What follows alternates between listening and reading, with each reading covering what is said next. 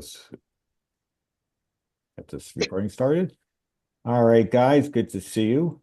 We are definitely in springtime, at least as the calendar says. So that's all good news. We're heading towards warmer weather and more events are coming our way.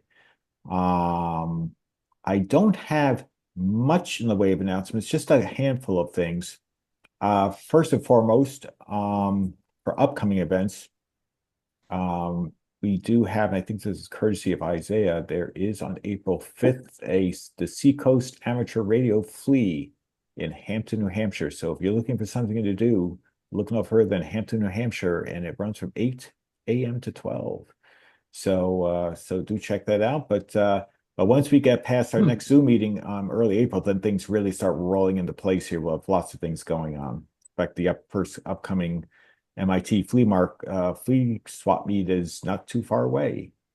Um, Also, you've seen probably from my emails that I have in my backlog of things to do for the website. Not there's a lot left, but there's a few things. I had these old videos that Bruce Phillips had given me that were on flash drive and I wanted to find a permanent home for them. Of course, no better way than YouTube. So it took a little bit of editing on a couple of them because they were broken into parts because, a lot of those video cameras stop at around 15. It depends on the camera. Some do 30 minutes, some do 15-minute segments. They stop and they start a new file. So I had to do on a window. They were sitting on my Windows 10 machine, so I had to remember how to do this, and I had to. I used this. I think it was called Clipchamp app that you can get for free, and you can bring them all together and create one big file from them. It's a little bit slow. Plus, this old Windows 10 laptop is getting a bit old, and Hey, that's my new one is a Windows 10. Watch yourself. Well, I'll shake my cane in your direction, All right. but I'll brandish it. But yeah, it got the job done, and so I've uploaded almost everything I've got. I've got one left. And Fortunately, I don't have to do any concatenation. But I just want to review and see if it's good enough to post to make sure that oh, hey, we got a Windows 7 guy Windows who's 7, been yeah, baby. I'm waiting for someone to come up. Oh, I got Vista on you. But 3.1, that was the way to go. That was the best operating system. yeah. But anyway, I Hey, will hopefully deal with that in the coming weeks or so. I think it's an interview with Dr. Ralph Baer. I think some of you guys remember him. I can't remember if I was at that event or not, or had to leave early. But at any rate, I just have to see whether you know, it's audio and video is good enough to upload.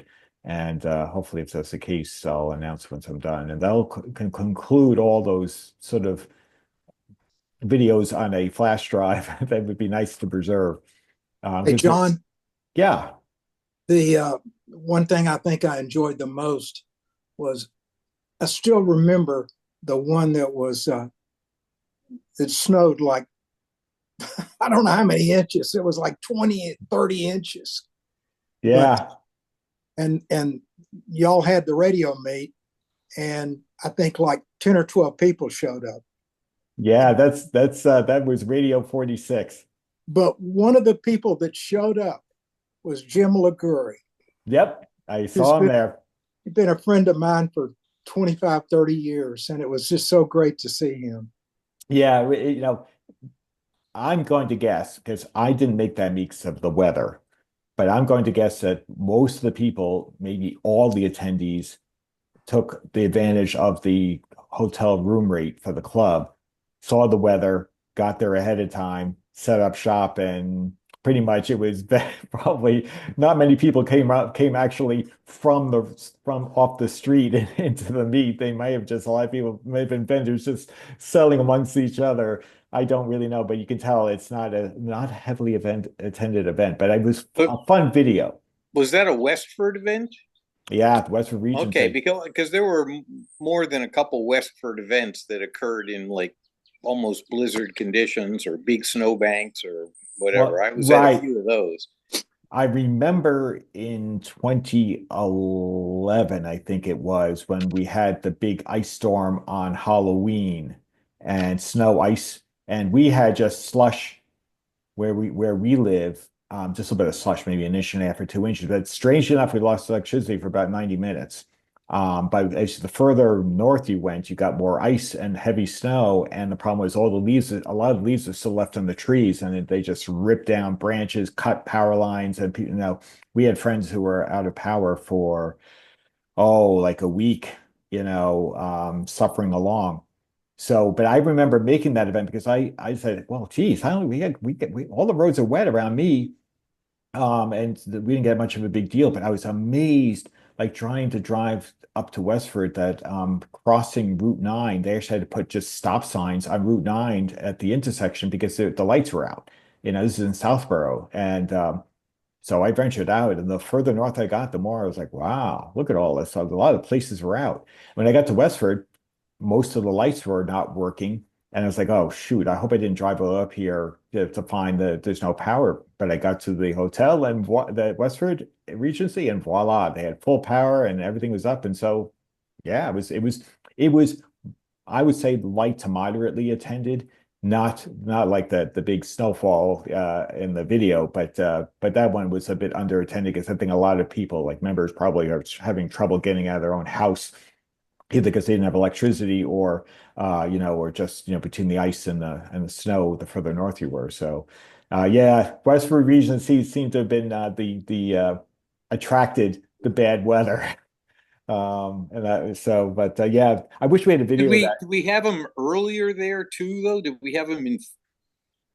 I don't know. Did we just have a bad, the wrong time of year as well as the location? Because it always just seemed to be dicey to get there. I think it was just a little bit of bad luck because of course it was at a time of year that we don't normally have events anymore, because you guys know we're now in a really pretty much a fixed cadence with the Brookline Event Center. We go, the weekend after Kutztown, so it's usually third week in May, and then we do the week after Kutztown in September. So we keep to a nice, time frame, which is nice. September is typically one of our best months, and when you push the end of October, sometimes you are playing with fire a little bit. Most of the times, it's not a big deal. I mean, especially with our climate change, it seems like, November is now becoming actually surprisingly comfortable these days, weather-wise. So, but back in 2011, it was just a freak Just storm. Westford, it always seemed like it was February, no matter what.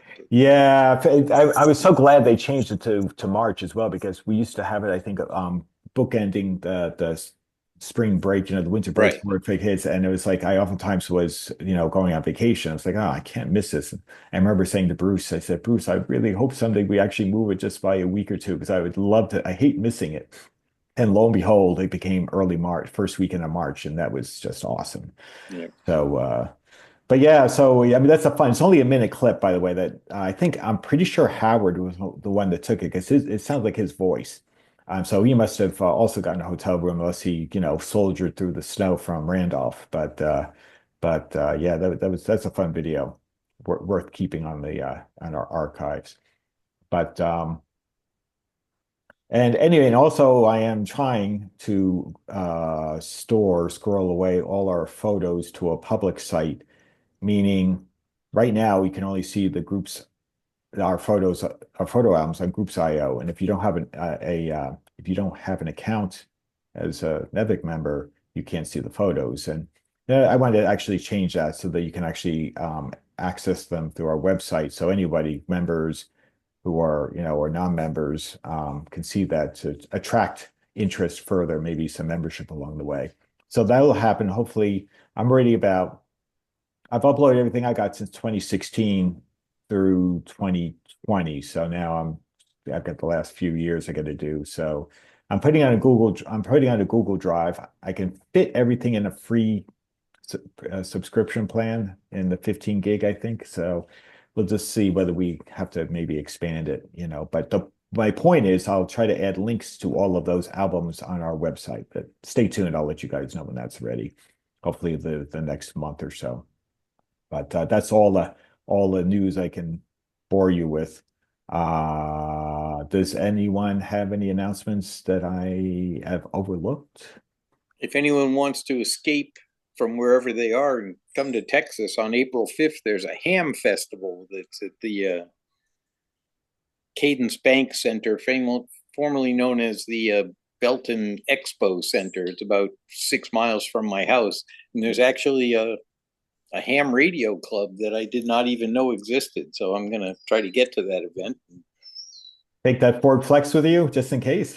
Well, yeah, and just see who else there is to meet and see if maybe that's another NEARC type situation that maybe they would be amenable to kind of go the route of like NEVEE and, kind of, I mean, if it's a bunch of guys that look like me that are sitting around with AM radios and shortwave radios, maybe I could tell them the story of the transition from NEARC to NEVEE and then see what happens. But Yes, indeed.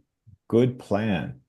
Good plan. And I think, I mean, almost every set of pictures I've seen in most clubs, they almost invariably have, items that span our charter as that we yep, just formalized it. It's just that they haven't changed their name, right. to do that. So, I think it was good that we did that, Bruce made that decision. I think it was good we did that because it just sort of formalizes it. And I think, because what's in the name, but sometimes the name puts the label on it. But I think since that name change though, I definitely at the main, like the Castleton or wherever it was, the iterations before that, there's certainly been a wider variety of stuff at the show as opposed to what used to be there in the NEARC days. yeah, no, I think it's important we embrace it, and if we formalize, say, well, any seller, if it's the charter, bring it in, bring vintage games, or bring Yeah. vintage Mario games, bring it Or on. even Yeah, something that is like stereo instead of mono, or absolutely. There's some terrific. FM instead of just AM and shortwave, or a multi-speed record changer instead of 78s only, that kind of thing.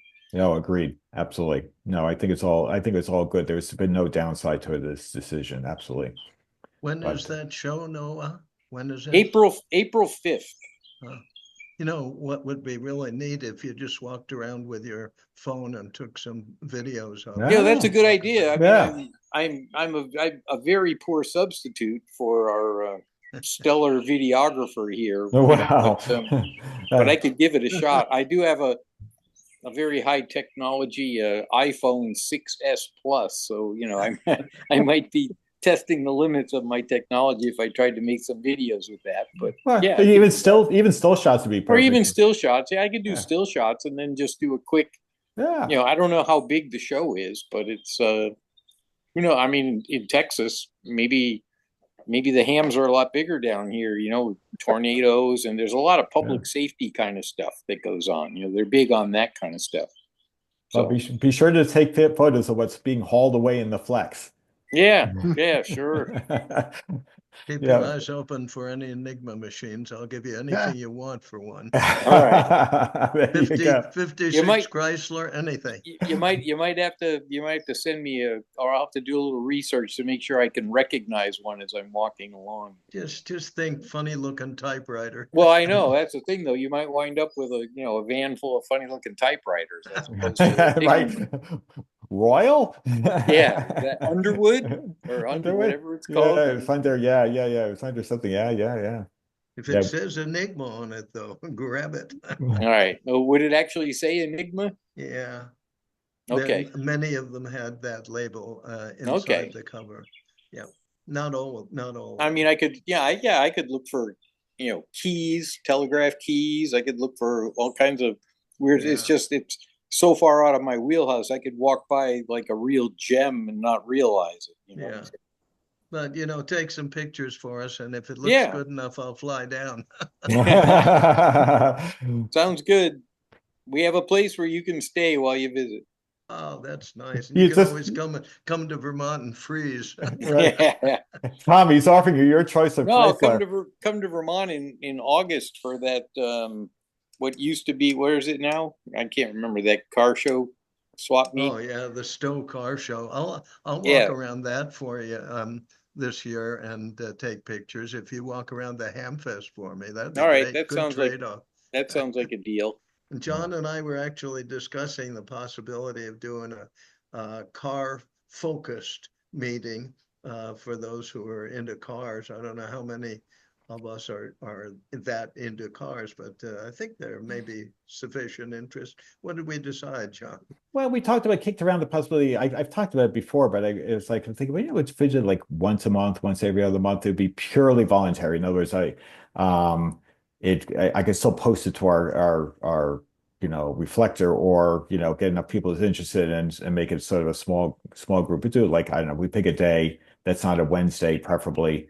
And I could do Wednesday, but just have to be working around our Zoom schedule. But yeah, so I've got photos. I have plenty of photos in my archives. I'm sure Tom does. It doesn't have to be. We get about car radios. It can But be just electronic. It can be whatever comes up. But it was just thought it would be above and beyond this. So we're going to Yeah. keep the cadence we're doing. It'd be sort of, if we felt like doing it, like once a month or so. no, just recently, Greg and I had about a 17, 18, 19 email exchange thread going as we were talking about cars and old days and all kinds of things like that. So we could have the equivalent of cruise night, we could exactly out in 56 whatevers. And actually, I put together a talk recently about ultra expensive cars.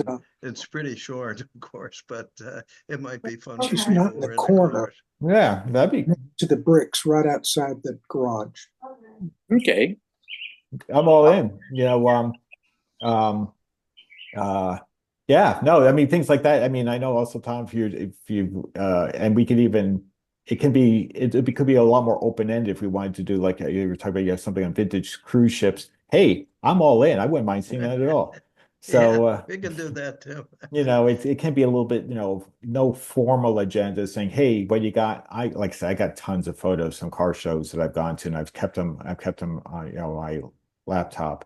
So, they range from, the classics to muscle cars to foreign interest cars. I used to take pictures of things that are interesting, but or unusual. But anyway, yeah. So I'll try to I'll throw a flare in the sky and see what people, but think about days and things like that, which might work nice. Maybe like a Thursday evening might be, if but you guys can think about what day seems the most palatable. Advertise it with as much email and stuff as we can. I got to do a honeydew for a couple of minutes, so I'll be checked out just for a little while. Oh, no problem, Tom.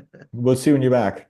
I could maybe even, if the timing was right, I could do a remote from like a cruise night. I would call into it while I'm walking around a cruise night. Yeah, we're all in.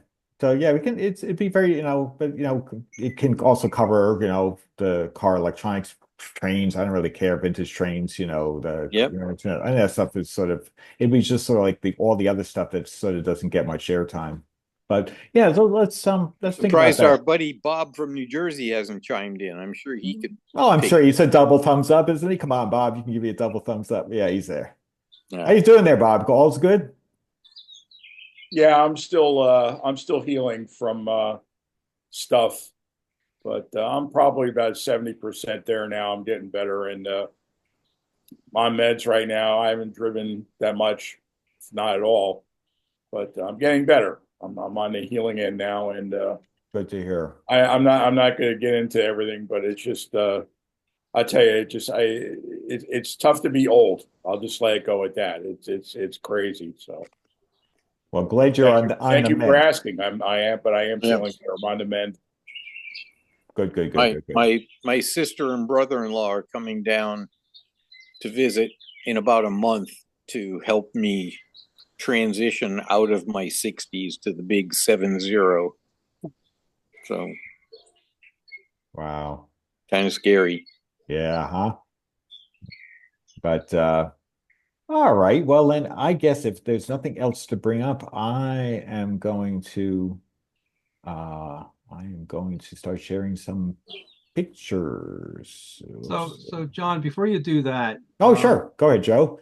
Bob just recognized my change of decade a few weeks ago. I'm 70 now. Oh, congratulations. If you give me a couple of seconds here, I'll bring up, let me see if I could find it, the picture of, of us at my birthday. Here it is. All right, let's see, where is it?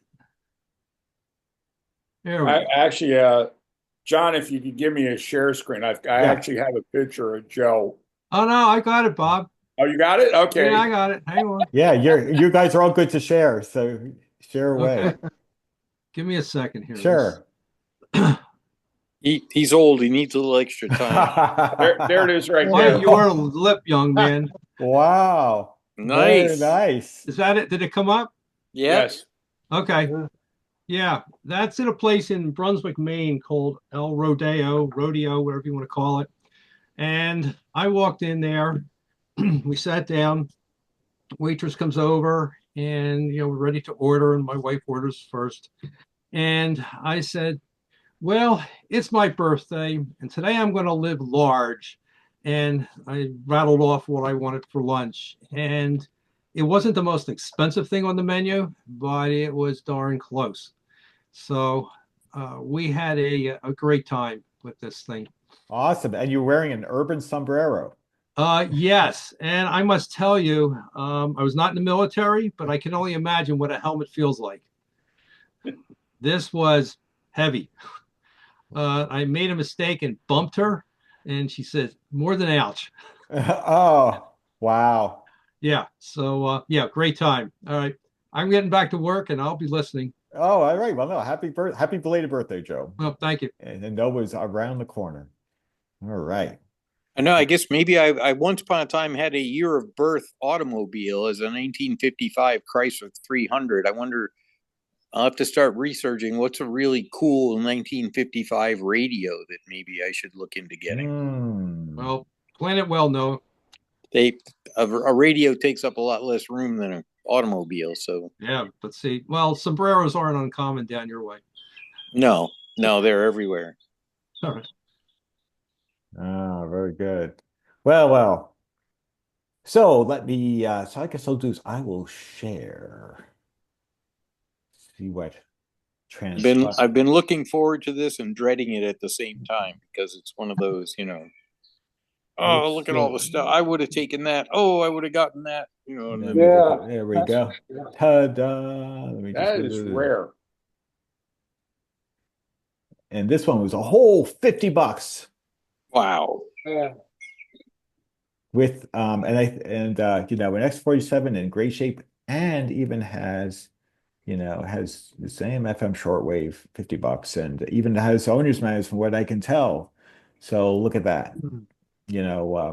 Pretty slick. What a deep. And even FM. Let me look at that top band. So I've only ever seen one other one of those. And the guy, it was in Cutstown, probably, 12, 13, 14 years ago, and the guy wanted like a couple $100 for it. Where is the speaker? It's got I think it's got a plug-in yeah, I think external so. speaker that goes with it.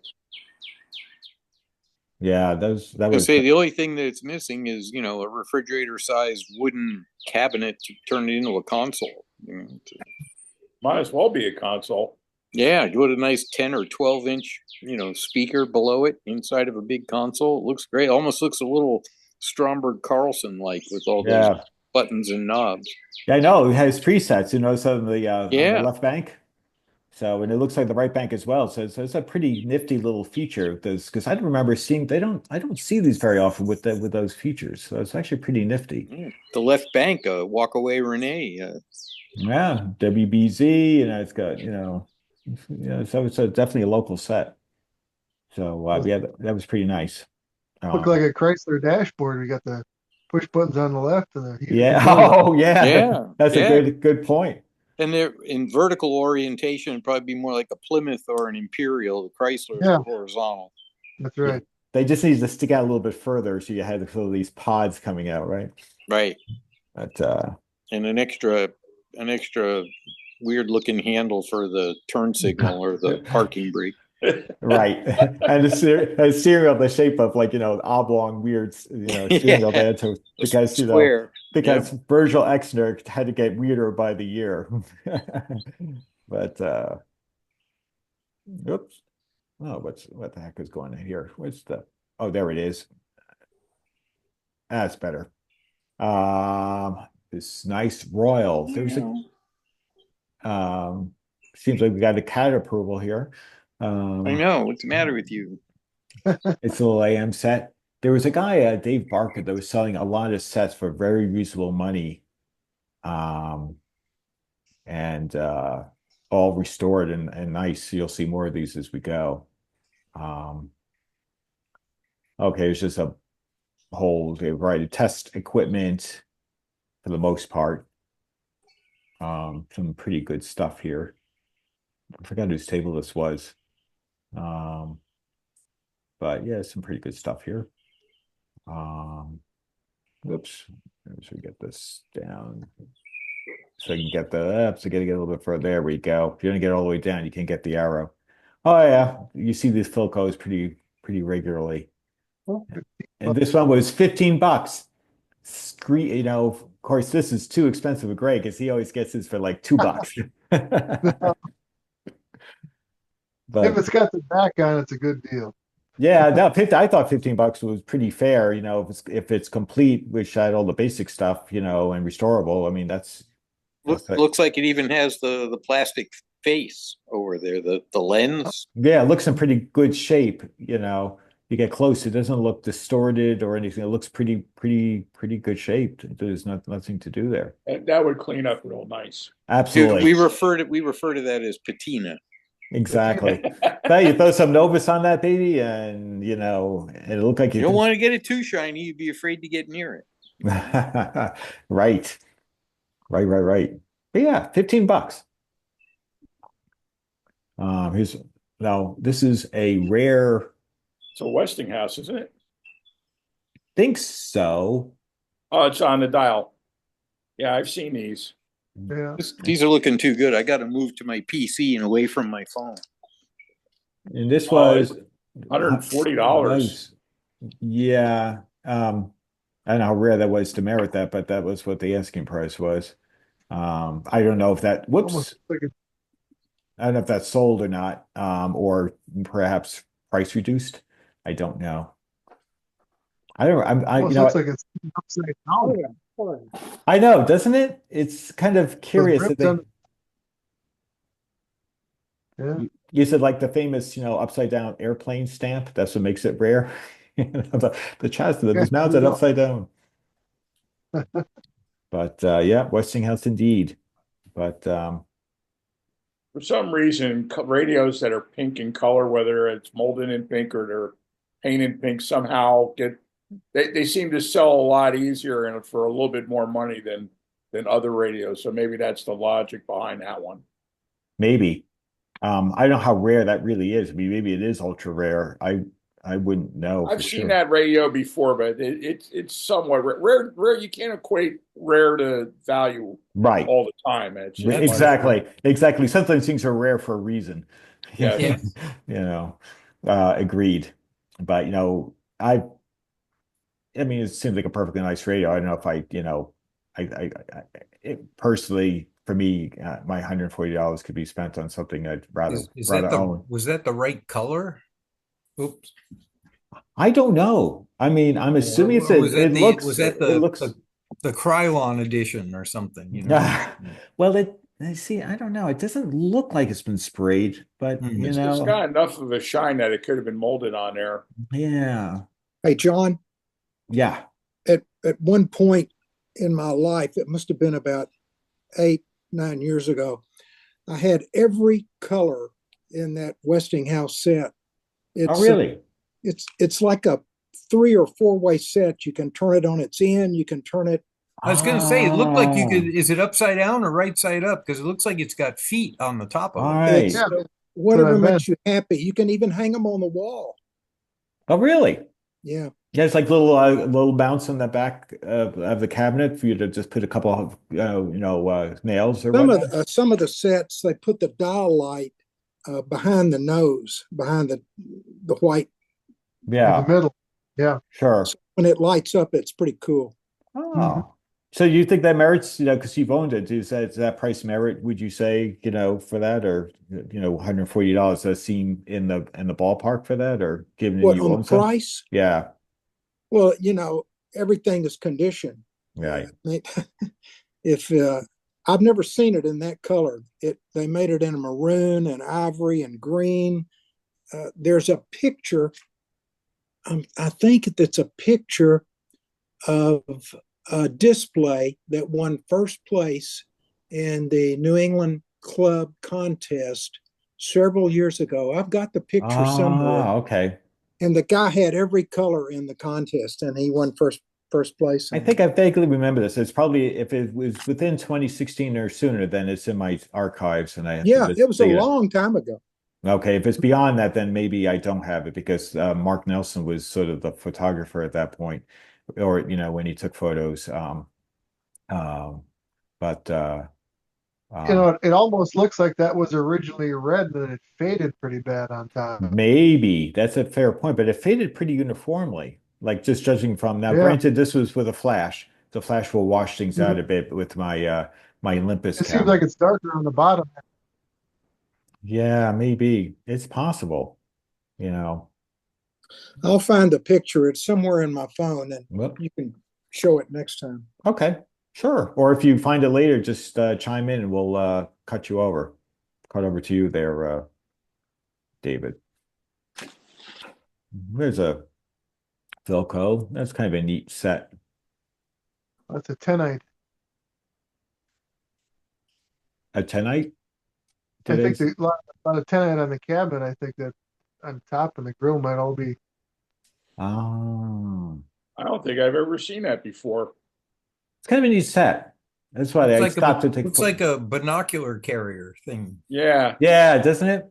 It does. It does look Cool. like it's actually pretty nifty. It almost looks like it almost looks like if I put a lens on it, almost like the shape of a camera.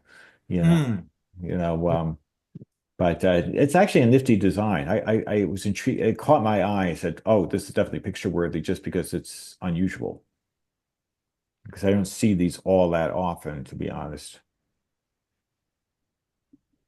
What does it mean on that to Oh, say modified to use D batteries? Did he build a high voltage supply that works off D batteries for it? whoops! Sorry about that. That He may probably be. homebrewed the B side battery pack. Yeah. It probably had either one or two those 45-volt batteries, Tom, for the Yeah, that's what I for would the think, B but battery it voltage. says D battery, so I'm wondering, I was just wondering. Well, that was probably maybe for the A side. Yeah, that was what I was thinking, but you could also get a little high voltage supply that would run from, say, 3 volts up to a couple of hundred, I guess. You 6 just volt. you down under the table, there's a little radio flyer red wagon where you put all the D batteries required to actually like Yeah, yeah, right. Yeah. maybe a Indeed. Sears die hard or two. Yeah, yeah. An RCA plays new caps, $50. What's the matter? Looks in reasonably good shape. Got interesting dial. Is it like a right angle dial kind of thing? Yeah, yeah, it's Must have definitely a pretty interesting pointer mechanism that goes back Yeah. and forth. They're kind of unique because that dial is actually a piece of glass that's Mm. formed to that shape. well, that's nice. So that nice thing is you don't get the normal fading and fogging of plastic when you have glass there. Right. I think the plastic dial pointer is bleached out. I could barely see it Yeah, you're in right. there. It's just I sun think faded. I think it's right here between the 10 and 10.5. Yeah, it is. Yep. I could barely see it. I could barely make that out. Do you think that's supposed to be red there, Bob? Yeah, it was more of a red. It probably got exposed to a lot of sun or was Yeah. exposed to the sun. And those plastics of that era, faded very quickly. It's not a bad radio. It's mediocre on shortwave, but the AM band's pretty hot on that thing.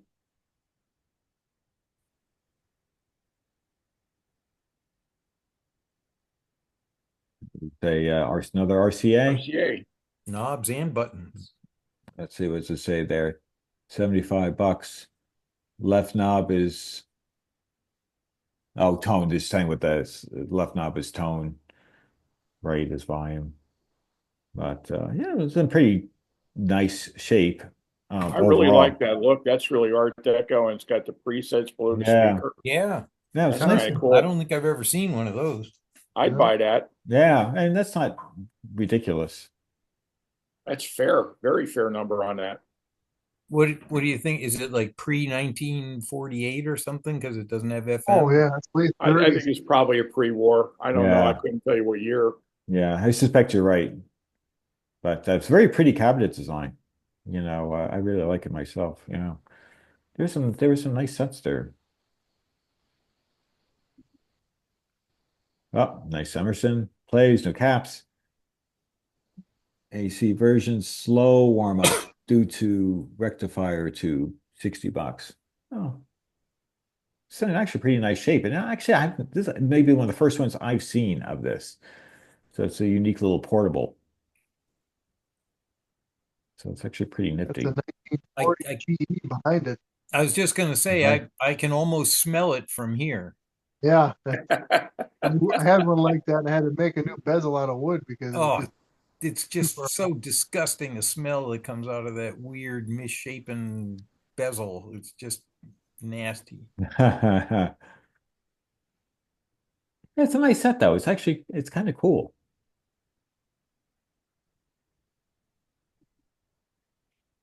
Here's Oh, one of those Roosters.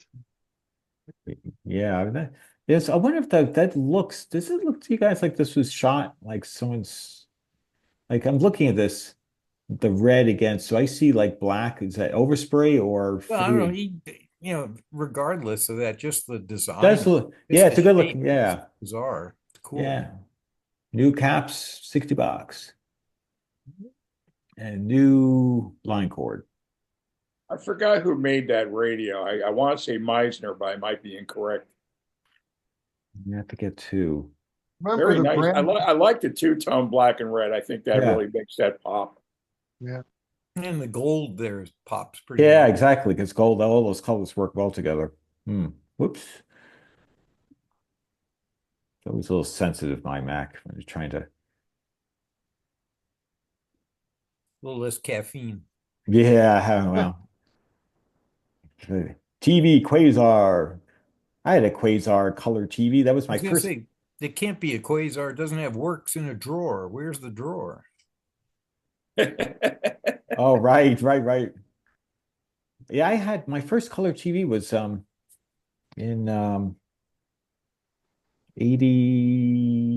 86, I think. I got a 13-inch Quasar. It was a terrific TV. Really liked it. I was sad to see it finally.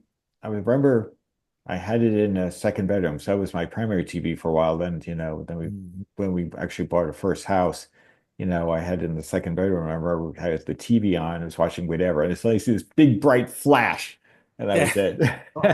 And I My said, first color TV was a 1968 RCA CTC 35 chassis. I'm All sure back in the tubes. that it was heavy. It was a console. It was big. It was Oh. like 23 inch or something like that. Yeah, that'll do it. 25. I don't know. Almost looks like that's an egg timer taped to the top of it. Well, somebody just posted, is that the remote? I don't know. Yeah. Maybe it has a remote. And this thing right here, I see. I'd be surprised if that were. This is certainly an odd color for a remote. Yeah. I Now mean, why is it taped to that set? It must go with it somehow. Yeah, I don't know. It's a bad inductive antenna. Yeah. Quite likely. Yeah. It's not exactly color coded to it. That's funny. Another TV, a little like an RCA. That looks like it doesn't look that big. I think that's like a 13-inch, made to look like a little mini console. Like a mini console. That's Yeah. bizarre. Yeah, it's actually kind of nifty. I kind of said, oh, that's kind of Yeah. cute. Kind of cute. It's good, Certainly. especially if you have doll houses or something, you could put that in the living room of the dollhouse. It's low mileage. It was only used by traveling midgets in a circus. There you go. It's seven. I think the price is UHF, 75. VHF, and Works. UHF. Oh, this must have been Tom. This must have been Tom Scarpelli's table because he's got his cards there. That must have been him. I think I vaguely remember seeing those. When I was, I took so many photos. You know how it is. I get there before they release the hounds, right? Because you can see that the cows are all penned up, ready to go when just before 15 minutes before opening. So so I want to get as many shots in before I have to fight them off or try to miss a shot when someone bought a piece that I missed with my camera. Those are the TVs that they use in the commercials with oh no, I just blew it. What's that seafood place that always has the advertises the shrimp and stuff like that? You look how big our food is. You need people with little hands to turn those dials and to hold the shrimp in those. Oh, so you put a shrimp in front of that TV so the shrimp looks like it's like the it's size of a monstrous. softball. Yeah, exactly. Right. Come on in and watch the game if you can see it over the size of our shrimp that we serve. Right. Red Lobster. That's what I'm thinking. That's right. Yeah. Here's a power supply, a Heathkit power supply. Actually in pretty fine nick. Ooh, The Sherwood. Sherwood stuff. Wow. Look at that. It's in really nice condition. I really liked that. Yep. That Yeah, looks I've almost got like a roll out of the factory. I've got a few Sherwood pieces of this vintage of stuff. They're really cool. They're very nice. Yeah, I thought it was pretty cool. I was like, look at this. I mean, everything really looks fresh. There's very little wear and tear on the thing. I thought, wow, that's a nice pairing. And they were good performers too. Oh. So I've heard. Never owned one though. Some Bose speakers and an active equalizer. Wow. Or the speaker grill's a little worse for wear, but not too bad. They must be the ones that sat on the pedestals as opposed to were hanging from the chains. Right. With an Emerson. I sure one. That's an interesting looking model. Yellow Catalan. Yeah, I was gonna say that's Castleton. Butterscotch, I think they call Yeah. that. It's funny, the dog face color is about the same as the cabinet. But Everything's just you wouldn't want it to clash. indeed. Someone left their sample for their probation officer next to the radio after the show. That's just for perspective, so you know what size the Oh, radio is. okay. Not the scale. I'm serious. There's who's that guy down here in Texas, Jim Sargent or something like that. He always Yeah. has auctions. It's Coke like every little radio always has like a Coke can or has something you can kind of get the idea of how big the radio is that they're advertising. Right. I always watch those auctions and I'm always like Well, grossly outbid with like 4 days left to go. oh yeah. I'm so cheap. Well, plus you have to arrange for shipping and so forth. There was I can just drive up and pick it Oh, up. that's right. Oh, that's But I right. mean, That there was one radio that was kind of a weird, ornate, I guess maybe deco, I don't know, but it was a lamp thing. I don't even really know if it was a radio, but I don't know. It was like with 2 days left to go, the leading bid was $2,600. It's like, woo, this is like I'm out of my league with this kind of we art. fancy Moses. Yeah, wow. Better be something really, really desirable, I suppose. If it were like, Zenith Stratosphere or something, that'd be a deal. There is one of those coming up for auction on, I think, 29th it closes. Oh, is that right? Estes auction. Yeah. Oh, A lot of high-end No, stuff. I look at some of those things. They're like that Arky. How do you say Arky or do you say Arky, yeah. RCI? The Arky? Creative Club of Illinois. Yeah. The guy who did the chair side Oh, presentation. yeah. Like I've got like the Stromberg Carlson chair side, with the mirrored top and the rounded, the half rounded, Those are nice. Oh, the 241 or whatever. And he was talking about how he picked his up and everything he put in. And it's like, I got mine for free out of a parking lot. Like it was in a guy's basement and he was never going to get to it. Yeah, So he gave I it to think me. he said it was a 6 tube chair side, a 38. And I think he said he paid $250 for it. Yeah. It's like, wow, that's $250 more than I paid for my Stromberg Carlson. And I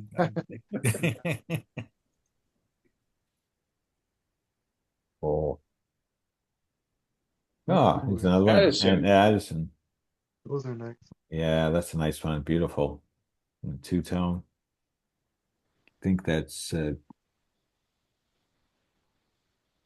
to see Does what he the have a price. number on that one? I'm scared to look. 380. So what does that say? 3895. 895. No, 89. what? 38.95. Wow. Wow. That's what I was going to say. I can't believe that can't be four And there was digits. no decimal point between the 8 and the 9. Yeah, I know. I was going looking. to say, I would just give him $40 and let him keep it. Keep the Keep the change. change. Well, speaking of that, in fact, I had uploaded that John Cidelli interview that Bruce moderated up to our YouTube, and of course, he's the author of the book on the plastic radios, especially the Castleton. So, in fact, I said that book is on my bookshelf, and I was like, "Oh yeah, I forgot I have that book even." I'm sure that's in there. It's in really terrific shape, but I have no idea on the price points on these. Maybe that's, You can ask whatever you want to ask. exactly. It's all what the market will bear. Here's nice Fairbanks Morse. Yeah. $30 Wow. for parts restoration. I'd jump right on that. Well, I mean, it's a pretty good shape. You look at it and say, geez, I mean, everything is, it looks complete. Just from the dial face and the fact that it's not missing knobs or anything. That's funny how, when I review these photos, especially with you guys, realize, boy, there's some things I could have taken home. It's probably good I looked through this through the lens of my camera, as opposed to actually looking at it in person. So actually, I'm sure it's a nice looking radio. And they really have a beautiful dial when it's lit up Yes. too. Absolutely. I bet it does. I had something that looked very much like this, but it was a console model. It wasn't a tabletop model, but maybe it was just something else that had a really colorful dial that lit up from the backside. Case looks really nice. I'm doing this on a Mac, and I kind of was able to get inside and look at it. And the only thing I could see is the grill cloth. I mean, but the cabinet's nice. The dial is perfect. Like Noah said, the knobs are right. Yeah. That's a home run right there. I had $30. I thought that was really cheap. It's like sometimes I'm getting slightly annoyed at myself and actually taking that home with me. But oh well. It wasn't German. Well, it's funny though. Every so often I have a couple of I know that's but I do have occasionally I have a few American sets, and there is always exceptions to the rule. Especially since my newfound love for a scanner. So have these little toys off to the side. Scanners, 8 tracks. You're like, I don't know. Yeah, I know. Going off the rails. I know. I'm saying drum you out of the club here. Who are you? Yeah, exactly. But what'd you do with our friend John? Yeah, I know, really. He's some sort of imposter. It's like espousing the wonders of Japanese sets. But have I got a Hamilton Beach for you? Well, that's pretty trick though. Bob was not on the call, so I'm not going to take any time now. But as we go through all these, if there's time at the end, I got to share with Bob because he wasn't there when I shared my prize the other day. Yeah, that's a trick one. Yeah, Bob will appreciate that. But yeah, carry on. Let's say we got something. All right, we got a couple of pieces here. This looks particularly ye old. This what is this? Oh, wait, there it is. This Some kind of test equipment. $200. It's going for $200. Oscillator of some kind. I don't know. I'm looking at the label right at the corner here. Oh yeah, that's a National. Yeah, That's national. a National. national. Yeah. Yeah, so I thought, so the badge looks right. So that's like an That early, I think that's a signal generator. Yeah, I think so too. Ah, okay, thank you. I just didn't recognize what it was because I just haven't, seen one very often. And I admittedly didn't spend all the time looking at it as rushing through. Take it, that's part of a wind-up phonograph on top of it. Yeah, I Yep. think so. Without any kind of tone arm or anything. No arm, no horn, no nothing. Yeah, Yeah, $100. I don't I know. don't I know. don't know. Must be super rare. So I would hope it is because it does seem a little ambitious, but I don't know. TV, a GE. Classic GE. I've seen those They around. call them a locomotive? Yep. They call it Yeah, the what? locomotive. The locomotive. Oh, okay. I guess I could see that. It was pretty cool though. Cool looking cabinet. Let's see, we got this. Was Alligator this skin. Philco? Snakeskin radio. Yeah. Yes, indeed. And this little guy here, I'm not sure. Oh, Well, Emerson. Yeah. That the thing down the bottom of that color scheme down below is kind of Ico-ish or something. I don't Yeah, know. it says solo, but no. Yeah, no, I'm trying to see what makes it. I don't see an obvious label. It's AM FM. Kind of neat. Don't know much about it though. Hmm.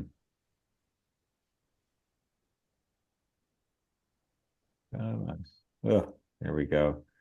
I see. So you guys won't be disappointed. Something German. Yeah. Grundig. I think it's what There you 32 was. Sorry. I said, there you go. Yeah, I actually bought almost the identical set years ago from Don Elliott for. I bought it and gave it to my sister. It was easily in as nice a shape as this, and Don had actually gone through the trouble of just doing the normal recap as needed, but he also did the one biggest problem with those Grundigs of that era is their keys or the pot metal key mechanism that just deteriorated to the point where they were just junk. So he replaced it with a homemade part and worked terrific. So made for a nice gift. But they're actually rather very, one thing I'll say about those, they have excellent FM reception. And boy, I tell you, that big speaker and two side ones sound pretty terrific for a mono system. Are they electrolytics or are they cones on the side? They were, if memory serves, they Not were cones. electrolytics. You know what I'm Yeah, saying? the Yeah, the electrostatic, electrostatic. like electrostatic. No, those I think are conic cones, if memory serves. So it's a little nicer. It gives a little more fuller sound. Plus, you don't have to worry about having to rebuild them so quickly. I'm getting better at those. I've never rebuilt one. I do have a set that I'm gonna have to eventually tackle. So I'm maybe like 50-50 on the rebuilds. I'll have to look. Maybe I'll have to talk to you when I'm ready. And a Pioneer turntable. And the Marantz model 1060. Dual The college dorm system back in Yeah, exactly.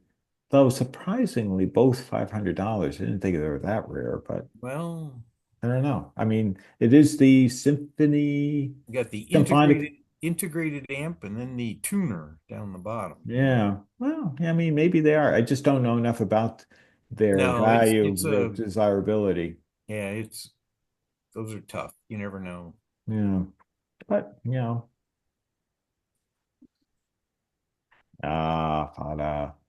nice Catalan. Famous Bullet radio. Always a Frank very, D'Angelo. yeah. And what a nice, handsome dial face on these. Nice butterscotch piece. Hmm. Ah, here's a couple of I think those were Emerson's. Yeah, I think Emerson. you're right.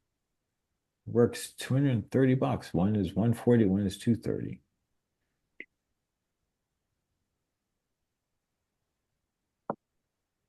See little bit different dial faces on these. Yeah, nice. Come on. Yeah. There we go. And Zenith, yes. I forget the model number on this because I got one that was donated. 6S something. I forget the Yeah. number after that. It's a 6 tube. Yeah, this is like 26 or something. I've got one that was donated to the club that I got to deliver to Ralph. I love those radios, but they have that rubber wiring in it that makes it a nightmare if you have to reach down inside. Greg's shaking his head like a Chihuahua in the back of a '64 Chevy going down the road. Ah, Just he knows. And a cramped chassis to begin with too, and push buttons in the way. yeah, the I know that the push buttons need to be reworked Hey on. Greg, I'll make you laugh. Do you know about 20 years ago I bought one of these and the 6X5 shorted out and I had to replace the transformer in it? And I actually did it, but it took me days to do it. Yeah, I believe it. Every wire you touch, you're gonna have to either re-sleeve or replace. Yep. That's why they make that's why they make shrink tube. Yeah. Yes. Yes, indeed. I There's bought lots one of those in Charlotte. Flew all the way back to Arkansas with it in my lap. They weigh about 50, 60 pounds. Oh yeah, with the transformer in there. Yeah. Yeah, that must have been a flight you couldn't wait to get completed. Couldn't wait, right? It's like a heavy Well, kid thing in your lap. Like Bob said, that's very common too because they have that 6X5 rectifier tube that loves to take out transformers. Right. I've actually had two Zeniths happen to me. One that was my own, one that happened to somebody else that I fixed.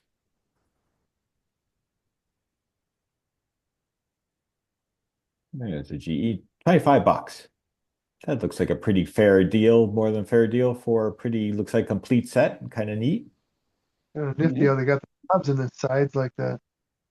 Yeah, I like the thumb wheel style side ones. That's actually true.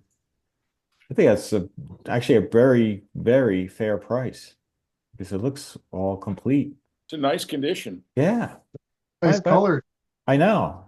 You get to sort of the some of like a darkish red with the gold. Can't beat that. You know, everything, all the paints, the General Electric symbols, everything is like spot on. You know, it looks in terrific shape. You know, my parents had a Zenith in that same kind of color, maybe maroonish color. It was a bigger radio, and the dial was on the top of it. And it was a really cool radio that I watched them play outside every weekend, and I just don't know whatever happened to it. But if I ever found another one, I would get it just for nostalgia reasons. Oh, sure. Sure. Bendix. Another $25. And again, look at that. It's a really nice shape. I mean, it looks pretty good to me. You know, Yeah. shine her up and do the typical restoration, and you've got a nice little set there. I'd buy that in a heartbeat. That is in nice shape. Usually those have a lot of chipping going on the dial face. Yeah. Yeah. Yeah. Now, now I hope these photos I'm saying, hopefully giving you reasons to go buy some air tickets or get in the car and drive up. Well, those are nice because they lend themselves to doing different colors if you got to redo the on them. You do two-tone or tritone. Yep. That's a nice Emerson. Yeah, that is nice with the gold mesh grill. Very attractive, you know. Yeah, it's very nice. Again, nice set. Looks complete. My wife and I were helping some friends do a house clean out, and the guy that the house we were cleaning out was RCA engineer. He had probably, I'm going to say conservatively 400 radios in his house. They had table sets, consoles. I mean, you name it. Guy had like 3,000 tubes in his basement. He had, and every radio worked, by the way, just about, except for one room in the house. He had an upstairs bedroom where it was all parts, radios or chassis and things like that. And my wife went to pick one of these up. It was on a shelf that was up kind of high. You know, it's like picture an 8-foot ceiling. And then there's a shelf about a foot lower than the ceiling. And this thing's 7 foot in the air. And my wife's a little bit taller than me. And she went to reach up and grab it. one of these radios in black, and it slipped out of her hand, slammed on the ground, and shattered. Oh, And it just, but she almost tripped it because there was so much stuff in this house. wow. That's too bad. Yeah, it just, that's just a cool set. And now every time I look at one of these, I think of that. Oh, right. So they got the retractable spring-loaded handle on top. That's kind of cool. Yes, that's correct. Yeah, no, nice. I forgot all about that, Greg. Another Another nice nice Emerson. Emerson. 65. Little plastic on front on that too. Yeah, those are kind of strange to take apart because the cabinet comes apart in 3 pieces. Oh, is that right? Oh, we can see that. So the inset. Yep. Sure. And Yeah, you have to be extremely careful, I would imagine, trying to separate them. exactly, because the front panel and the back panel are both white. They're separate. Then that horseshoe, dark colored piece in the middle is the third part. Oh, okay. Yeah, and of course, this plastic gauge is so easy to crack or break, if you're trying to struggle to break them, keep them apart. Yeah. Those do go back to the late 30s. If I remember right, I think there's a transformer too. That's nice. There's a few sets Rabbit? ago. Just look at them all. Wow. Yes, indeed. Nice Belmont. No, Coronado. That's Colorado, Coronado. right. Belmont looked a lot like that too. Nice sets, That was just a quick shot. You can see I took some of the shots from the upper and started working downward. There we go. There's a couple of. That one on the right's pretty cool. Different. It's a Zenith. Yeah, Zenith's right there. And Cisco? Did I read that That's a right? general television, I think.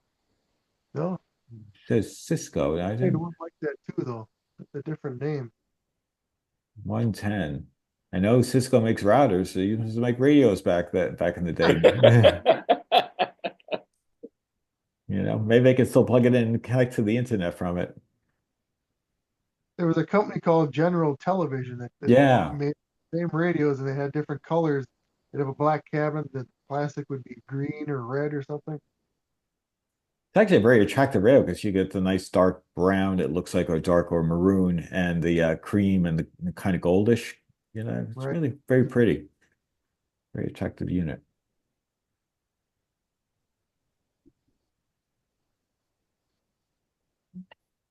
Oh boy. What we got I have here. no idea. Yeah. Let's see, Admiral. Admiral. Wow. Wow. Wow, that's a pretty radio. They're asking. Yeah, I know what they're asking. Is that 140 maybe? There's That's- 140 on the tag. Yeah, seemingly, if that's it, seemingly not completely unreasonable if it's been restored, because it's actually unusual and certainly an attractive looking piece. I mean, nice style face, One of those radios looks like it could either be a tombstone or it could sit on its side. Yeah, right. Good point. Yeah, that does make you wonder, doesn't it? How's that organized? Yeah. It almost, honestly, Greg, almost like it should be on its side. Yeah, Just, I don't looking at know. Well, it the, says Admiral on the bottom. So it's yeah, kinda- exactly. You just think you'd be looking at it, yeah, it may be placed incorrectly, but just for space, Yeah. reasons. It's for table space. Yeah, I think that's what happened there. Which you're going to say, well, that would look great either way. I like it. Yeah. Okay, Radiola. It's a Radial 20, I Oh, think. yeah, you got it. Give the man a cigar.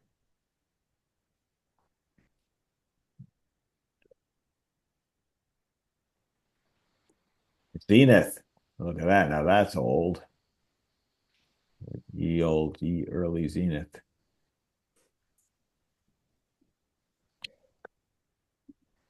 That's a Crosley widget behind there. Oh, yeah. Good catch. Redwood cabinet. Yeah. Good It's catch. a little smaller than the Buddy Boy. Yeah. The one on the right. Yeah. Yes, indeed. And of course, this big Lafayette speaker. Ross had these. Ross Hochstrasser had these big honking speakers. I think that was Ross's.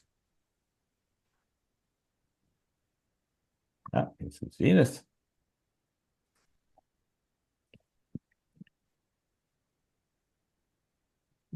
Say price wise.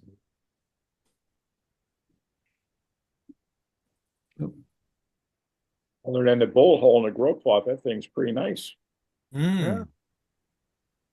Yeah. Yeah, huh? Yeah, it's camera wise in pretty good shape. Greg, I can't remember the model number it is. I think this was a 7-tube I believe it is 7-tube, but yeah. No, it's actually a 6-tube. Take or that back because I 6. have Okay. one. Yeah. I can't remember the Poser. model number off the top of my head, but it's a fairly common one. They sold a lot of those. Yes. Oh, here's that pilot. Remember, Wow. that's been a hard one to sell because it's such a beast. I mean, that thing, I think that comes in, I think that's just right around 50 pounds, so you got to be willing to, do some heavy lifting. Oh, that's a pilot, I think. Yeah, it is. Cheap That's, if you price it by the pound. oh gosh, yes. Let's see, what was he asking? Too much. I see it, the price, but I can't really tell for sure. I think it's 200 maybe. So £4. I Four blew mine dollars up. a I think it pound. says 200.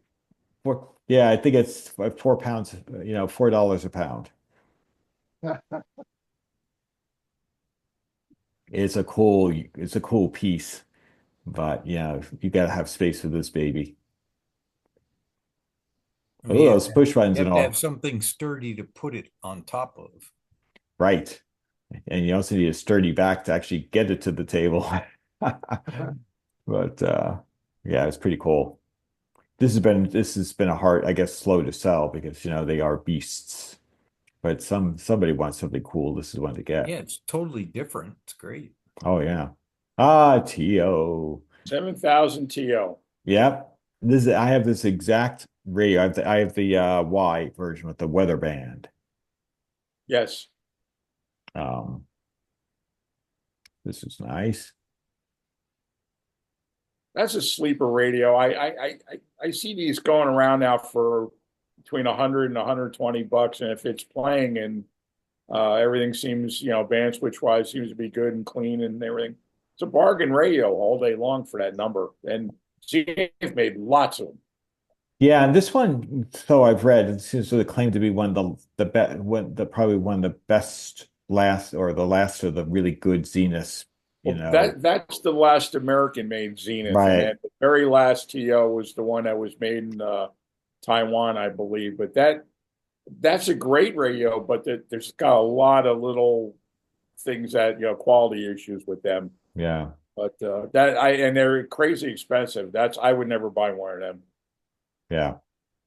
Yeah. This also has a BFO, by the way. So if you wanted to listen to, say, 20, 40, 80 millimeter sideband, you can actually pick up sideband stuff on this one. Yep. Yeah, I mean, and it's impressive even for, early, this is, around early 70s, They like started making these, I think, in late 69. Yeah. I don't remember when the run finished, but it's a lot. It's a great radio for the money. Oh yeah. I mean, I think the copyright, I think I have the owner's manual. The copyright, I thought it was like on mine was like 71 or something like that. Yeah. But it's impressive how actually sturdy and also how heavy it still is for that, 70s era. It's still built like a tank. Well, all the transistor TOs are, it's like I don't know what they were thinking and seeing it, but I guess they wanted to make them pretty rugged, and they did. Oh yeah, no question. But it's nice. It was like, nice to see, good American quality coming out even back then, the 70s. Okay. SX 24 or 25. Can't make it out. With the rare I got space to blow option mine on up. top. I'll have to see Skyrider Defiant. Is That's an S24. That's 24. Yeah. Thanks, Joe. Oh, yeah. Thanks, Joe. Have a seat. It's 24.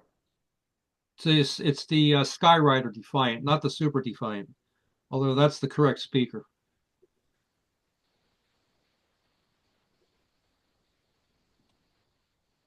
A few Wow. reel-to-reels. Lots Look at of all TX. TX. Oh, yeah. Host of them.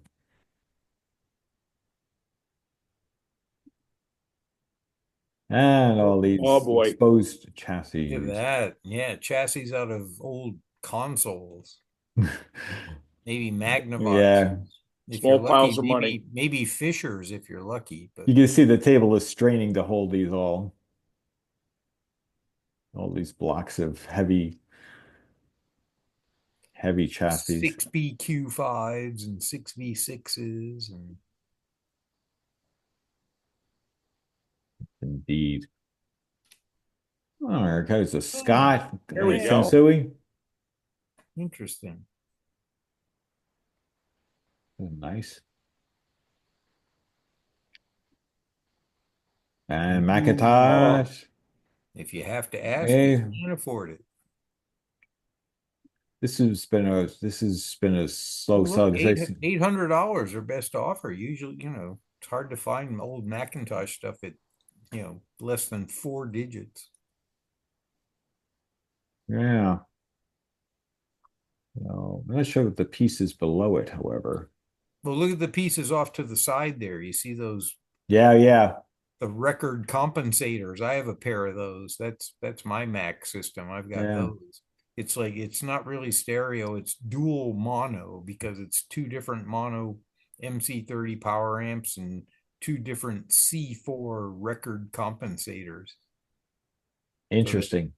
You have infinite dB separation. The only time they come together is at like Niagara Falls where the power cords join. I can't make it out what that was a Whoop. bomb receiver. I just didn't know what that was. This one down at the bottom. Yeah. Yeah, I wasn't sure either. I was looking for a label but it may be obscure just enough by the stuff in front. Yeah, I don't know. Might be Japanese made. It was Yeah. all macked out there for a second. I don't know. Looks pretty interesting though. Yeah, I have no idea. Something old. Sure what that is. Went from hi-fi to lo-fi in a hurry. Yeah, that's for sure. Sorry, don't know that one. Well, that's pretty There's a cool. G.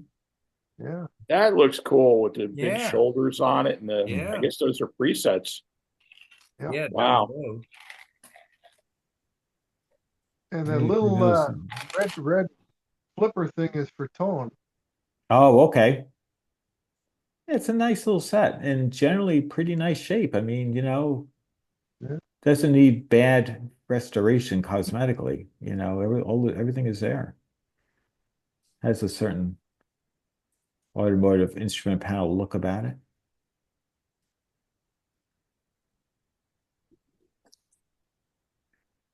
Yet again. Let's see. Now this is a Grundig. But I don't know what happened. I just realized I took the photo. Yep. What makes Like- is there missing, a knob? Because this looks a little Looks strange like here at it. the bottom. Yeah, it looks like it's missing a knob. But I guess see something. You see that after you've taken the photo. The Wallen one sound. side. Yeah. Wait. Stereo. I'm suddenly instantly transported back to third or fourth grade and seeing those in school. No, Yeah. a lot of those, I mean, third or fourth grade, they would have been mono, wouldn't they? I don't know. Stereo is pretty fancy. Well, actually, that I can't remember for sure, but I think the mono and stereo looked about the same cosmetically. Oh yeah. I'm trying to remember whether it had the stereo label because we are going back to the 70s here, and it's kind of it could have been stereo, but I don't know anymore. But it was kind of fun. I knew how to use them, so that was part of the fun. But They would go up to what, 5 1/4 inch reels? yeah, I think that's right. Yeah, they're fairly small. RCA. Scanner. Varactor tuned. Yes, this must be a crystal, crystal set. How'd you not come home with that? Because they didn't want a crystal set. You know, Or the Bearcat that was right next to it. yeah, that's the one. That's funny enough. That's the one I ended up coming away with Oh, there you go. because I had the owner's manual sitting right on top there. It was taped on, and the guy kind enough we were able to fire it up for me. Not that I was expecting it not to work, but he said, "Oh, let me just." He had one of those big batteries that you can use for just powering up for test purposes. Um, the but no, a crystal list set was my idea because I was going to go the crystal set, then I have to get a Regency, because my dad had one, and but finding crystals and at the right frequency, and I was like, yeah, forget it. You know, once you have a crystal list set, you're like, okay, that's a cute idea that really isn't interesting anymore. But I do like the sweep of the LEDs. That's kind of fun. They got the lights, the incandescent Yep. lights. So that was at least a good fun part. But you had the classic Bearcat scanner right next to it. Yeah, that's when I think That's the one Johnny took home. This one right here. And Yeah. in fact, I think so much I bought could have it. made a package deal for both of them, I bet. I Yeah, bet, I bet. I guess I had to be strategic and also, come home with the least amount of stuff that raised suspicion. So yeah, and I came home with just stuff. But it's a fun, that little Bearcat is pretty nifty. I get decent reception on that, but especially on departures from Logan Airport. That seems to be its strong point because I'm just far enough away that if I live a lot closer to the airport, I'd be filling it up. But but it's a nice little set. Plus, it's got the old red LEDs, which is sort of a sentimental enjoyment. Like my first calculator was a TI, a TI 30, Texas Instrument with a similar, and it scans across the digits. So it's nice. Does the job and it's quite reasonable.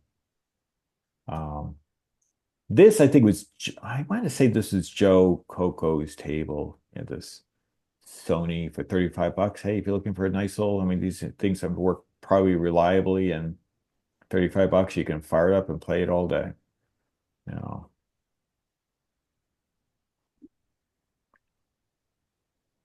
Do this. You got this Kenwood communications receiver. Oh, that's a R600 receiver. Yeah. Yeah. So That's a decent little receiver. Yeah, it seemed pretty nice.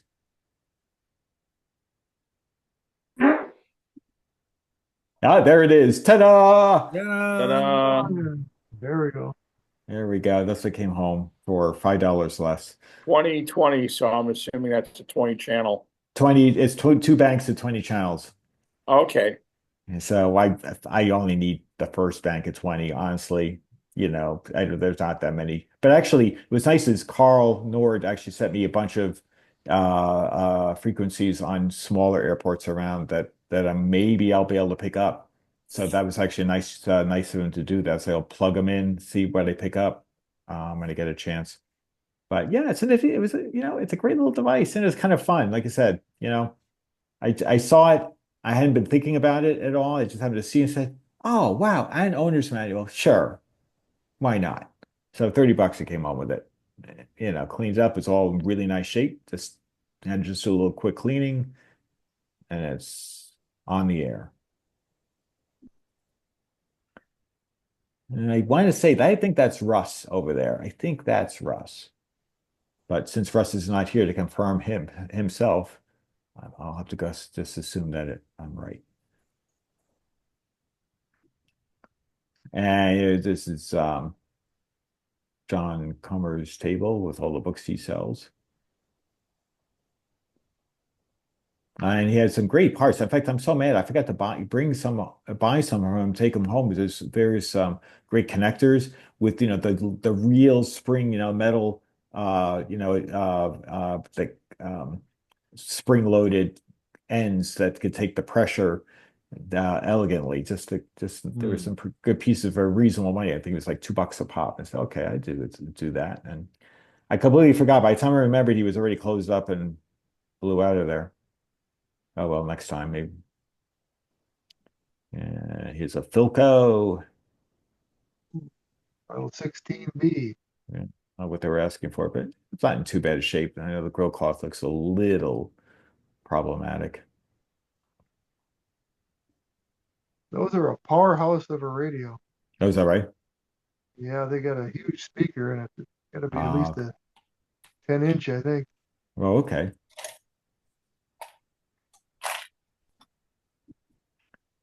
Get this little what do we have here? Little Is curtain it- burner. Yeah, what does that say? What does that say for the label? Just add butane. Oh, I can't really make out the label. Oh no, it's Emerson, right? So Emerson looks like it's got the Emerson But symbol. it is Emerson. It- Yeah, it's got the Yeah, treble clef on it. yeah, exactly. Because I was like, Okay. okay, this it's unusual kind of badge for Emerson. That's what threw me off. But yeah, it's a cute little radio. Ah, okay. This I believe is a Blau pumped. Quite That's pretty bizarre. a quite dusty one at that. I'm pretty Don't sure. play. Yeah. I forgot what model Yeah. this is though, but it's AM/FM super. It's supposed to say super system. Super 7? Super Super system. system. Of course, it would say that.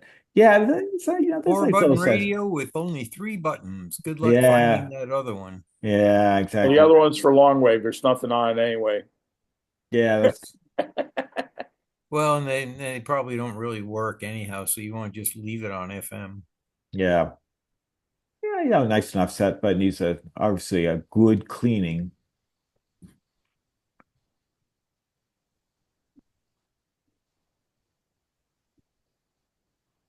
Tube tester,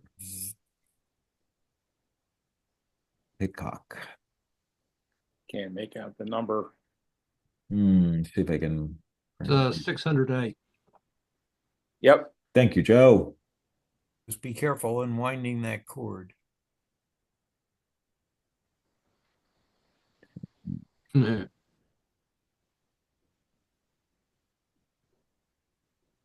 Here's a Nordmenda.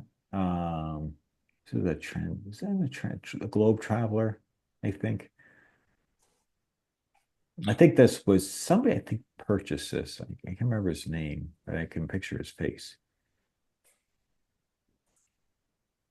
There we go. RCA. 45 EY3. Yep, that could be the one that I sold a few years ago. I sold one of those there. For all we know, he's making its rounds. Well, it's funny. The guy walked up to me and he had a 45, and it's like, will that machine of yours play this? And it's like, you bet it will. Give me that thing. I had that was one of those. We had a mix up because of what's his name? I don't know if his name is John, but his last name is Nowicki. And Oh, yeah. it was close enough to my name that things got messed up, and like I got his space against the wall and he got my space that was out in the middle, but I had power, so I was able to have my 45 EY3 plugged in, and I played the gentleman's 45 and he was thrilled to hear it, and the price I was asking was half of what everybody else was asking for their machines at the show, so he went home happy and I went home happy. Win-win. A happy vintage electronics story. Bendix. It's pretty cool. It is neat. 15 With bucks to me. battery, does not play.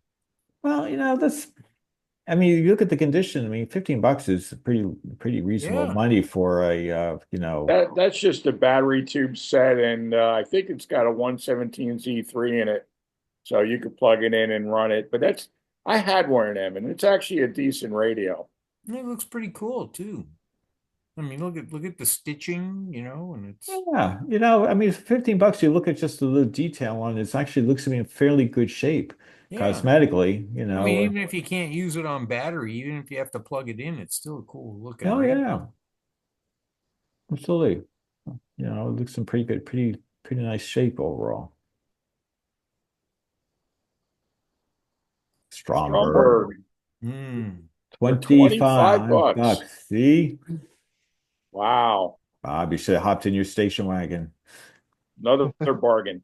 Is there a dial pointer there on that? I'm not so sure. Let's take a look. If it It's is, one of it's those slit in there that lights up. I think it's going to be hard to see until you light it up. I can see Oh, one in okay. here though, All right. barely. I'm not really that familiar with this model. It looks like it's at the 7 to 2 o'clock position. I've had lots of Stromer Carlson, but that never might be. Not as cool as Noah's triangle-shaped corner console Stromberg. right. Right. The labyrinth, acoustical labyrinth. The acoustical labyrinth Yeah. made out of cardboard, which totally defeats the purpose. But Hey, John, Yeah. there's a Grundig right on top of the. I'm just look. It's funny. I'm just looking at that. I didn't notice that before, and I just think I geez, was that's a- hoping we were going to get to the next slide.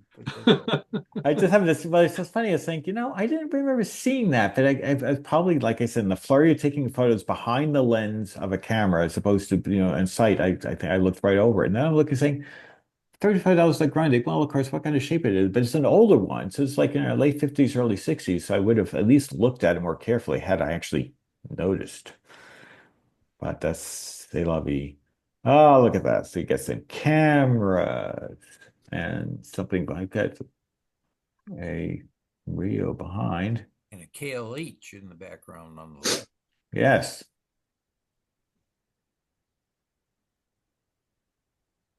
Regency transistor made by Texas Instruments. Oh, look at there. That's white got one. Oh, lots yeah. Those were those really expensive transistors that came out that played like garbage. Oh, I was It going has to a say this case. next slide has Bob's name written all over it. oh, yeah. Oh, Look yeah, at all that actually, Oh. with the exception of the nice white cover on the table, that looks like my basement. Mr. Tito.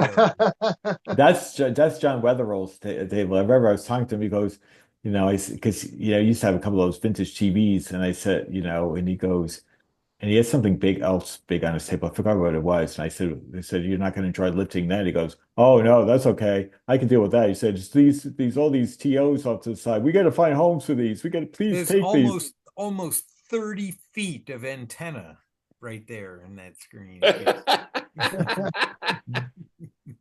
Yes, exactly. And All the so, antennas are 5 foot long, so multiply that by the number of radios. And That's what I did. I saw 6 of them. That's why I said 30 feet. I didn't count the little brown one on the left there down the bottom. But I don't know if you guys might have caught on the email. There's a member, and actually I didn't realize he lives in the same town I do. They was selling off a bunch. I guess he's moving, selling a bunch of Adrian Seffert's TOs. Because I know Adrian told me he had a bunch of TOs, and he must have taken them from him as his email said. And I guess he's trying to. I hope they found a home. yeah, how many? It's kind of. I mean, how many are there more TOs that are kind of in disrepair, or there are more Atwater Kent metal box radios that are in disrepair? Like how many? It's a Yeah. No, a lot of these. I got an AK-55 too, Noah. If you want to buy it. No, but went through my AK phase. I had to go through my AK phase because I was a BSEE from WPI, and the electrical engineering building is called the Atwater Kent building because not many people know this, but Atwater Kent flunked out of WPI.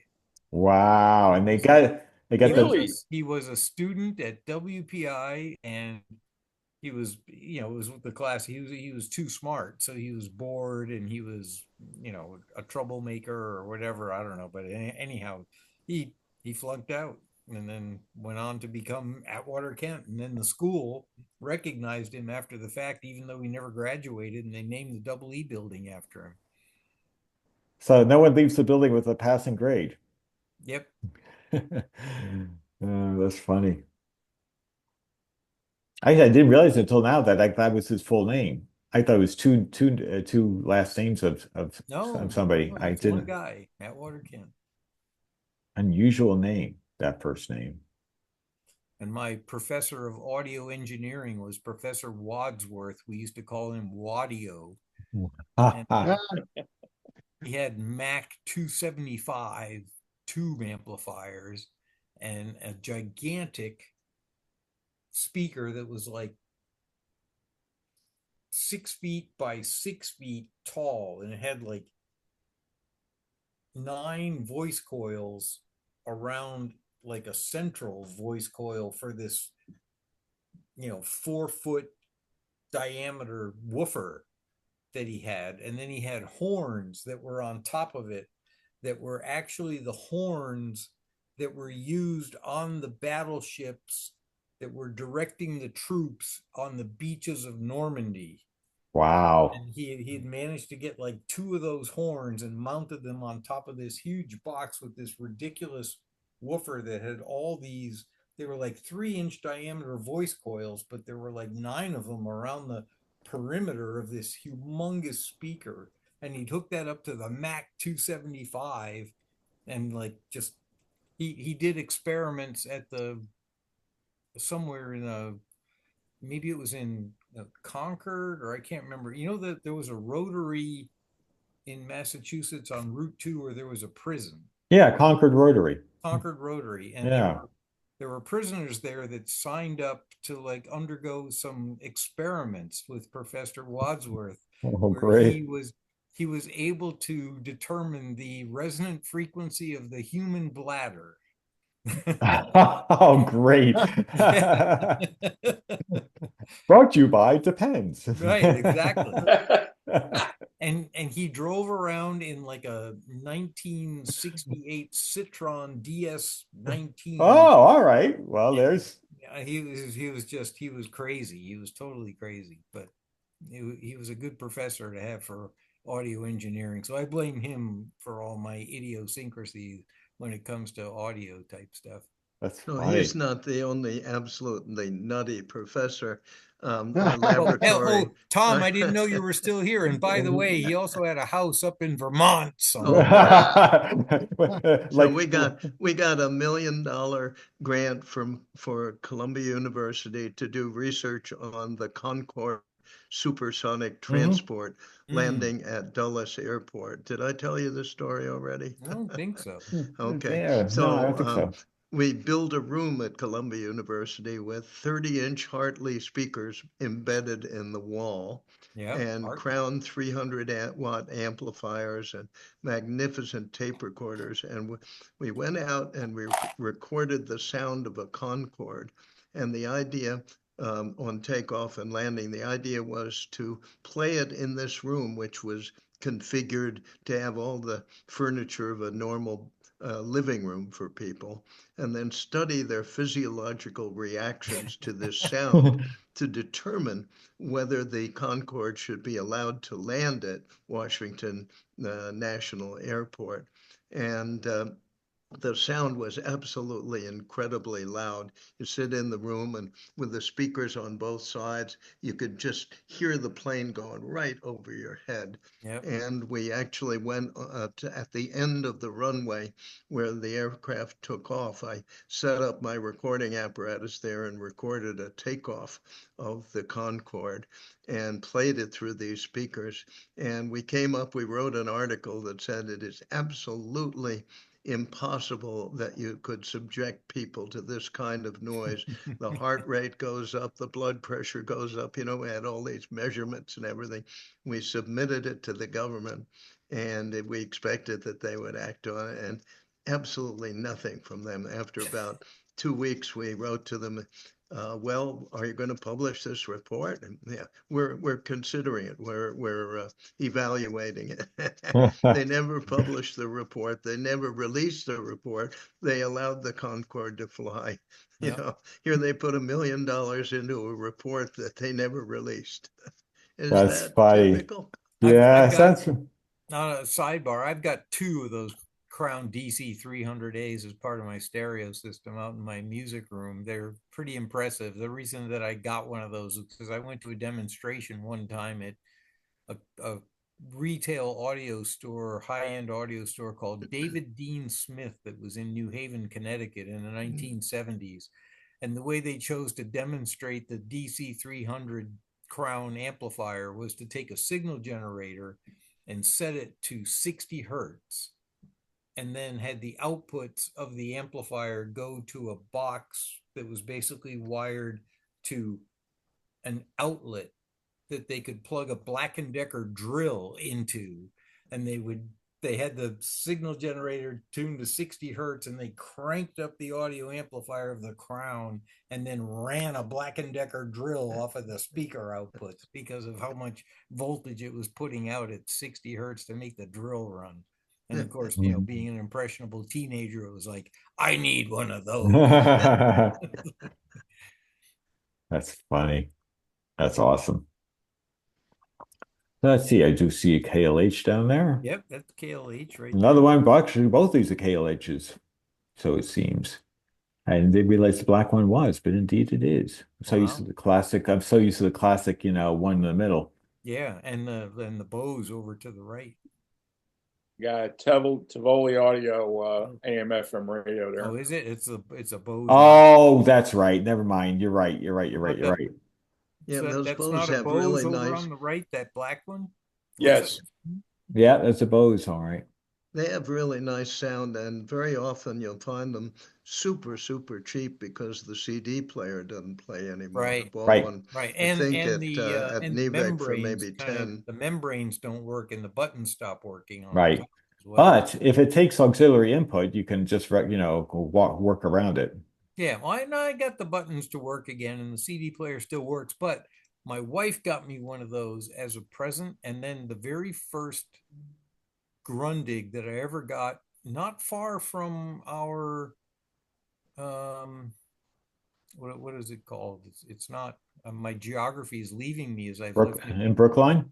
Brookline. Yeah. Only it was called Amherst. It was an automotive swap. Oh, right. That's the next town over or And there so. was there was a Grundig like 3045 or something like it was a pretty big wooden Grundig, and it was like on the ground at one of those Amherst car things for like $5 because the wires were all disconnected in the back and everything, and I had never worked on a Grundig before. Anyway, long story short, when I got that thing working and fired it up in the house, it sounded better than that $400 Bose Wave radio thing that my wife bought for me. I called her into the room. She's like, okay, I'll come in. I'll humor you. I'll take a listen to this. And it had the side firing speakers, Yeah. big speaker, and a tweeter coming out the front. And it was mono, but it didn't sound like mono. Yeah. It was just amazing, the sound. And then I got hooked on them at that point in time, and then way too many Grundigs came home after Craigslist. Yes, indeed. We know the illness. And I still have too many of them to this day, even after the move. Now you saw the Bose that did find No, the Bose is the kitchen counter radio. Oh, okay. Good enough for a kitchen counter. Oh, absolutely. I had until now you mentioned kitchen counter, and I see Bob Bennett right there. So I'm going to take the opportunity. So Bob, you weren't on the call. Let me see if I can get this right. And now pull it away. Can you recognize that at all? That's an AM/FM radio. Kitchen tunes.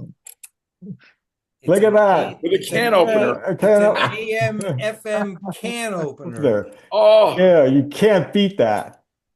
That's fabulous. Have you ever had an AM/FM can opener in your collection before? Not only is it AM/FM, but I really can't quite understand this, but you guys are more technical than I am. There's a button here that says AM, FM, and WB, which I think might stand weather band? Wideband. Oh, wideband. Now, I don't know what else would WB stand for. I don't really know. I was thinking weather band, but I could be maybe wrong. well, there's only 2 dials on the front of Yeah. it. But look, I'm the only kid in the club who's got an AM. Oh, yeah. Opener. Are you kidding? That's gold. That's phenomenal. That's amazing. That was worth sharing. Make sure. Well, I got a few minutes left. I can pick up where I left off there. Yeah, you still got time. 5 minutes. while we were on a tangent. I apologize. No. That's the whole point of these Mr. meetings. Daniels. It was Mr. Daniels' fault. It wasn't me. There you go. Speaking of TOs, Ooh, an close up. H 500, I mean, strike that again, H500D. Every time I get an H500, I always take it and open up the back and look inside because there's literally 4 different variants of that radio. And Zenith made more of that H500 than they did any other tube radio, transoceanic, I should say. Right. That's literally the radio that got me started into at least shortwave listening from when I was 8, 9 years old. My late uncle had one of them, and he bought it when he was in Korea, and he passed away. And then my grandmother had the radio, and every Sunday when my parents would play pinochle with the rest of the family, I'd take my late uncle's TO out to the Sun Parlor and DX the thing all afternoon. Cool. That's what got me started in this crap. All good stories. So where do the cassettes plug in?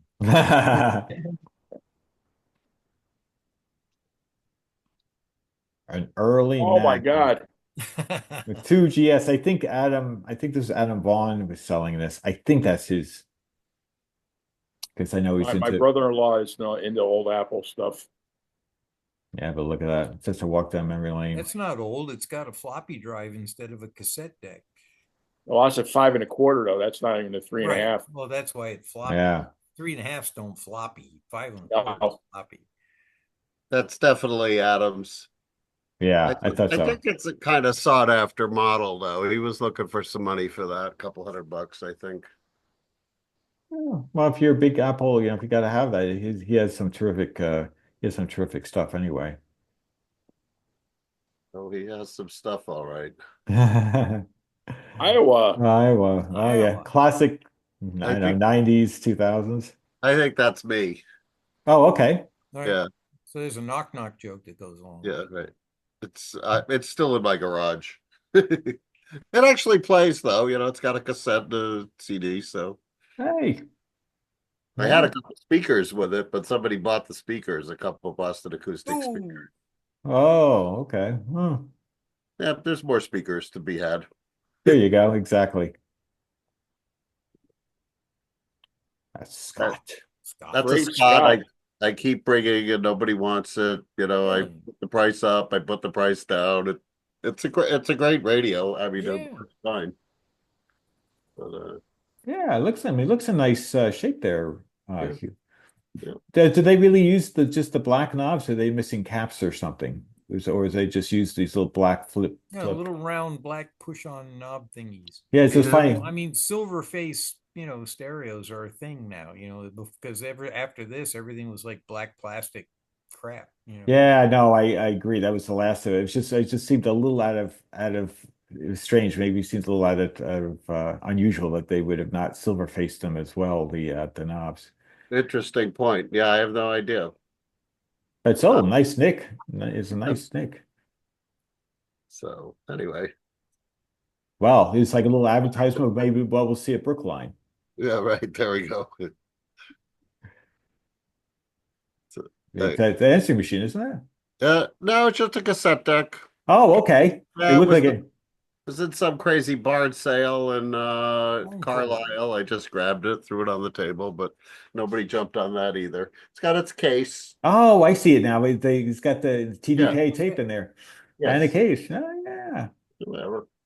Kind of cool control dial. I was a little pressed to collect stuff for this. This woodworking thing's got me going. So a little push down record button. Yeah. Oh, it's kind of fast forward. 70s screams 70s. Right. There you go. There you go. Another one of your items there, Hugh. We're doing like a little pre-sale. Yeah, that's it.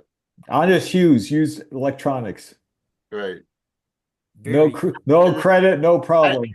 Right, exactly. Yeah, crazy you, right. Crazy Eddie. Right. That's right. But AM, FM as well as cassette. Yeah. Price is so low, they're practically giving it all away. Sure that Boom, cassette boom. runs. I think I tried to get it going, but it wasn't going. So Uh, it'll go to the free table or something.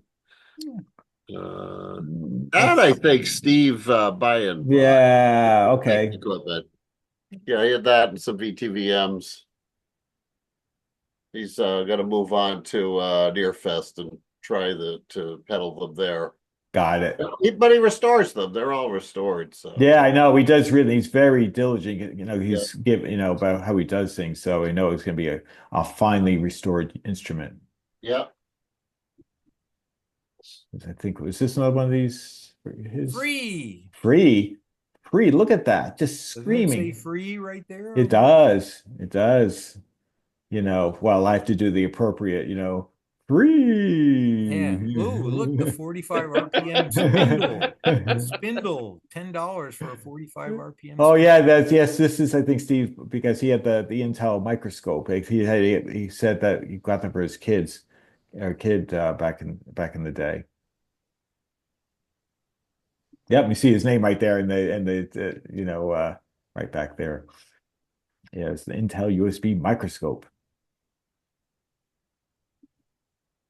Right, you see a couple of Beep, beep, beep. probes, Kids. some nice little Heathkit devices, and a homebrew power supply. It's pretty nice looking for homebrew. I think it's HP. a probe power supply, not the Current probe. generic power Oh, got it. Yeah. Yep.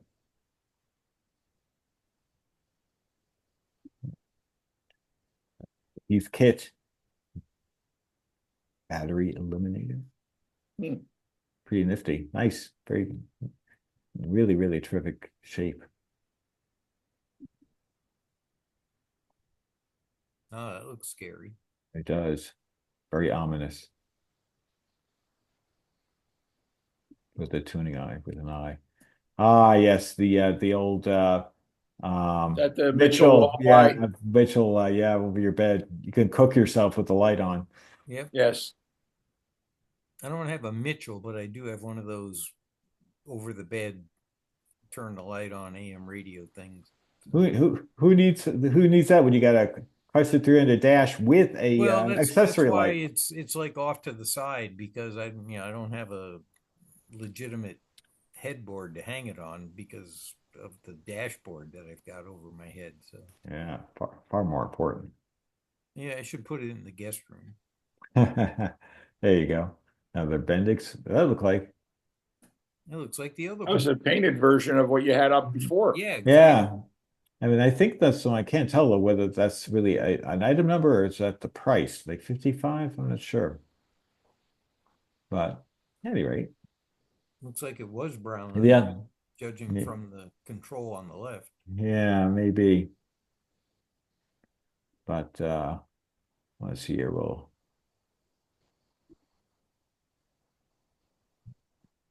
Is this an airline? I forget which this is. They're a true tone.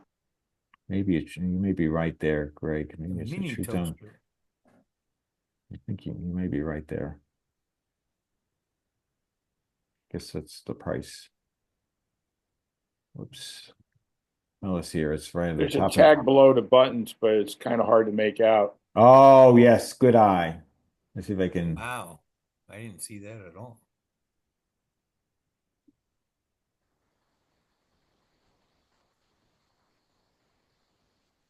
Get a little closer. Hmm. I can't quite make it out. How annoying. Whoop. Actually, maybe I'll do maybe one or two more, and I think we're pretty close to, we're at the top of the hour anyway, just a minute after.